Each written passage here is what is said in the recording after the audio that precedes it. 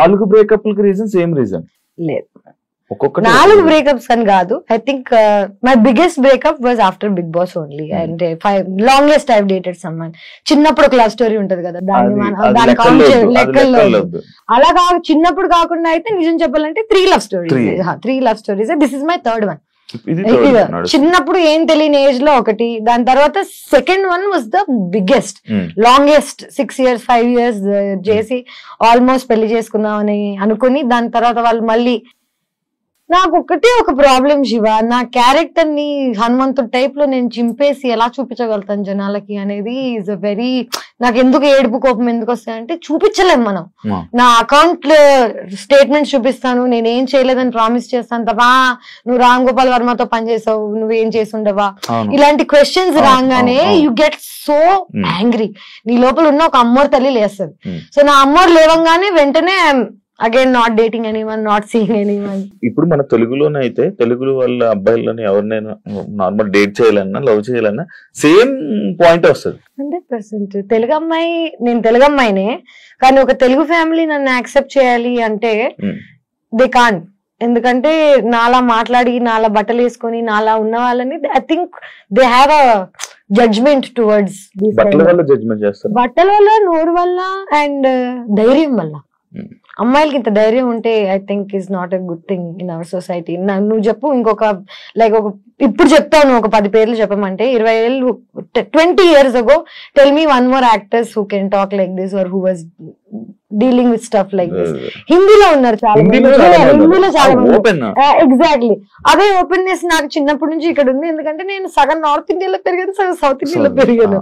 మా నాన్న paramilitary, CISF central India security force, మొత్తం ఇలా ఈ మిక్స్డ్ గా పెరిగాను నేను. సో నేను ఫుల్ తెలుగు కాదు, ఫుల్ హిందీ కాదు, కానీ నా మెంటాలిటీ, నా మైండ్ సెట్ చిన్నప్పటి నుంచి ఆర్మీ బ్యాక్గ్రౌండ్ తో వచ్చిన I'm very open minded. But world అలా లేదు. ఇప్పుడు మెల్లగా అవుతుందేమో యాక్చువల్లీ చెప్పాలంటే, ఇన్స్టాగ్రామ్ వల్ల, సోషల్ మీడియా వల్ల పీపుల్ ఆర్ యాక్సెప్టింగ్. బట్ నేను I was too much for too early. ఒక 5 ఏళ్ల క్రితం 7 ఏళ్ల క్రితం నేను ఆల్రెడీ ఇలా మాట్లాడుతున్నాను. సో జనాలు రెడీగా లేరు పాపం అప్పటికి. పెళ్లి చేసుకుని పిల్లలు కానీ ఆలోచన ఉందా? ఉంది, 100%. నాకు ఇష్టం పెళ్లి చేసుకోవాలని. కానీ this entire idea of love, family, ఒక కమ్యూనిటీ టైప్ లో, ఇప్పుడు నీకు అమ్మ నాన్న ఉన్నారు, నీకు అమ్మ నాన్న ప్రేమ ఏంటో తెలుసు, నీకు నమ్మకం ఉంది, సో నీకు పెళ్లి చేసుకోవడం చాలా ఈజీ. ఎందుకంటే నీకు ఆల్రెడీ సపోర్ట్ ఎలా ఉంటుందో తెలుసు, లైఫ్ ఎలా ఉంటుందో తెలుసు. నాకు తెలీదు. నాకు చిన్నప్పుడే మా మదర్ వాజ్ గాన్. నన్ను ఎవరు పెంచలేదు, నేనే పెంచుకున్నాను. ఆల్మోస్ట్ నాకు 11 ఏళ్ళు ఉన్నప్పటి నుంచి ఇప్పుడు దాకా నాకు ఇది కరెక్ట్, ఇది రైట్, రాంగ్ అని చెప్పే వాళ్ళు ఎవరు లేరు. అండ్ ఇప్పుడు నాకు చెప్తుంటే చిన్నప్పుడు అంటే ఒక అంటే అప్పుడు పబ్లిక్ గా లేను అనుకో, బట్ ఇప్పుడు వచ్చి చెప్పినా రాట్లేగా ఎవరు చెప్పకండి అంటాను. కానీ నిజంగా అన్ని అడ్వైసెస్ తీసుకుంటాను నేను, అందరు చెప్పింది వింటూనే ఉన్నాను నా లైఫ్ లాంగ్. పెళ్లి I really want to get married one day when I'm excited about it. అంటే నేను ప్రేమించిన వాడిని నేను వీడిని చేసుకుని లైఫ్ హ్యాపీగా ఉండగలుగుతా అంటే, హ్యాపీగానే కాదు వీడితో స్ట్రగుల్ అయినా పర్లేదు, వీడు ఉంటే చాలు అనుకున్న రోజు I will marry, I will have children. అయితే నెక్స్ట్ ఇయర్ అయిపోవచ్చు, లేకపోతే 10 years పట్టచ్చు, యు నెవర్ నో. సో ఇంకా 10 years బాబు నార్మల్ లేదంటే నేను ఎప్పుడు రావాలని ఉంది. నీకేంటి ఊరికి పార్టీ కావాలో చెప్పు పుష్ప, నీకు ఊరికి మంట కావాలంటే సాయంత్రం తీసుకెళ్తాను, దానికి నా పెళ్లి చేయాల్సిన అవసరం లేదు. ఇవన్నీ కాకుండా this latest guy that I was dating, when first కలిసినప్పుడు he was very, నాకు నీ నవ్వు ఇష్టం, నాకు నువ్వు ఎంత ఓపెన్ గా ఉంటావు, నచ్చుతుంది ఇది అంటే, వావ్ ఫైనల్లీ దొరికాడు అనుకున్నాను. వాడు వెంటనే వాడు మారిపోయాడు 8 నెలల తర్వాత. నేను ఇలా అంటే ఐ థింక్ అబ్బాయిలకు కూడా వాళ్ళ ఫ్రెండ్స్, వాళ్ళ చుట్టుపక్కల నా గురించి అందరికి ఏం కావాలి, సేఫ్టీ కావాలి. వాళ్ళ అమ్మాయిని ఎవరు జడ్జ్ చేయకూడదు ఒక మాట. కానీ అలా కుదరదు కదా. నేను already I'm a set personality. Good name తో పాటు బ్యాడ్ నేమ్ 100% వస్తుంది.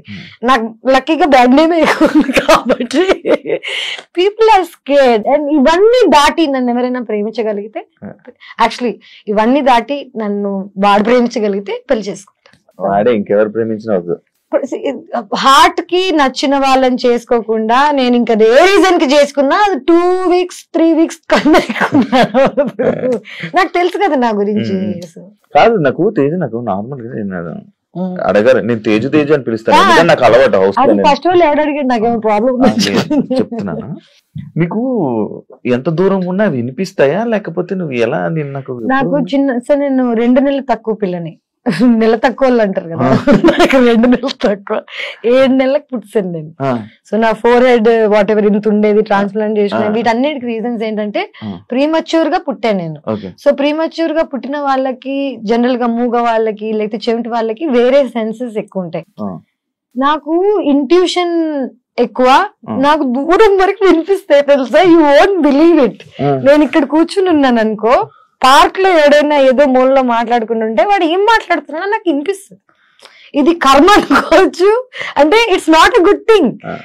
నేను ఎంజాయ్ చేయను దీన్ని. నాకు అన్నెసెసరీగా వాళ్ళ సీక్రెట్స్ వినిపిస్తుంటాయి. చాలా మంది బిగ్ బాస్ హౌస్ లో చూసావా నువ్వు?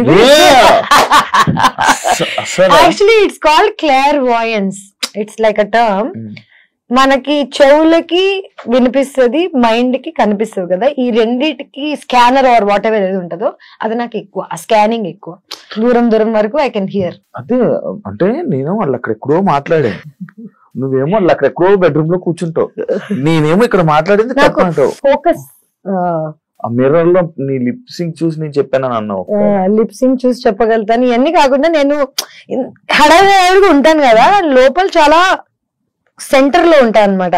నేను ఇక్కడ కూర్చుని ఇక్కడ ఇక్కడ ఇక్కడ అక్కడ ఏం జరుగుతున్నాయో నాకు తెలుసు.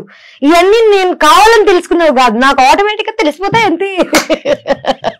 నాకు అన్నీ తెలిసిపోతాయి అంతే. అమ్మాయి డైలాగ్ ఉందా, నేను ఇప్పుడు ఏదో అనుకుంటాను చెప్పాను, ట్రై చేయొచ్చు యాక్చువల్లీ. కానీ మళ్ళీ నన్ను ఇప్పుడు ప్రాడిజీ టైప్ లో దీనికోసం తేజస్విని పిలవండి, ఆ అమ్మాయి చెప్తుంది ఫ్యూచర్ టైప్ లో కాకుండా, నేను జనరల్ గా జనాలని నీలో నన్నే చూసుకుంటాను అనమాట.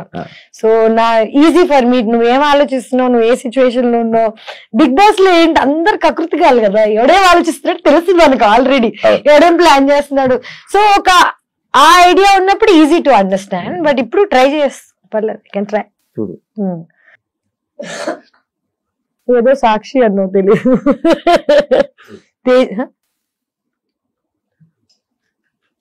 తేజస్వి వాళ్ళే సాక్ష్యం బొంగు అన్న.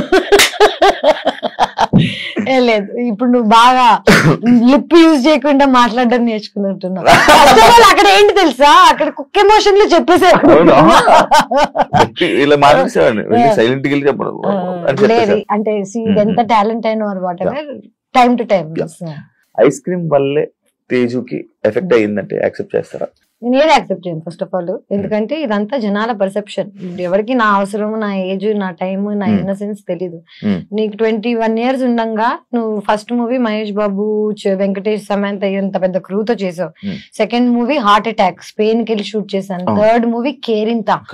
ఫోర్త్ మూవీ రామ్ గోపాల్ వర్మ నిన్ను యాక్ట్రెస్ చేస్తాడంటే చిన్నప్పటి నుంచి రంగీలా గింగిలా చూసిన అమ్మాయిని నేను, నా లైఫ్ మారిపోతుంది అనుకుంటానా అనుకున్నా.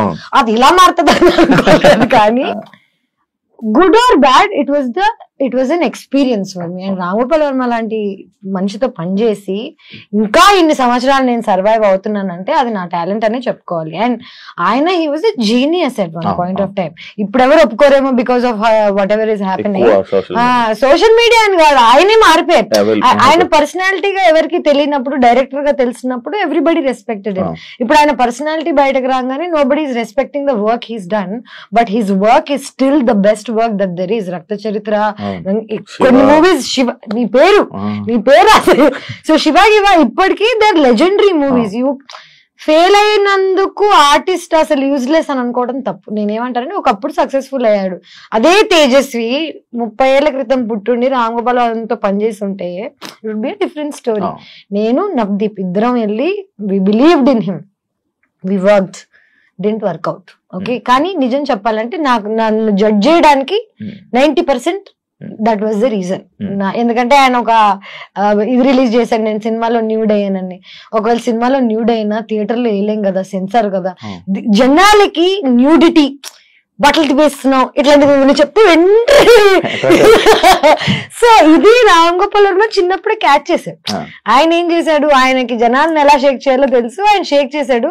నన్ను మధ్యలో పెట్టుకుని షేక్ చేసినందుకు వల్ల నేను యాజ్ అ పర్సనాలిటీ నేను ఈ రోజు ఇంత స్ట్రాంగ్ అయ్యానంటే నేను చిన్నప్పుడే అది ఎదుర్కోవడం వల్ల. నేను ఇప్పటికీ నేను చేసిన వాటిల్లో ఏది తప్పు అనుకోను, ఏది ఆ స్టెప్స్ లేకపోతే ఈ రోజు నేను ఇలా అయ్యేది. అదే యాక్చువల్లీ ఐస్ క్రీమ్ అనే సినిమా లేకపోతే తేజస్వి లైఫ్ వేరేలా ఉండేది. అబ్సల్యూట్లీ వేరేలా ఉండేది. కానీ ఎవరికి తెలుసు, ఎవడు బతికాడు. ఊకే జనాలు స్టేడియం బయట కూర్చొని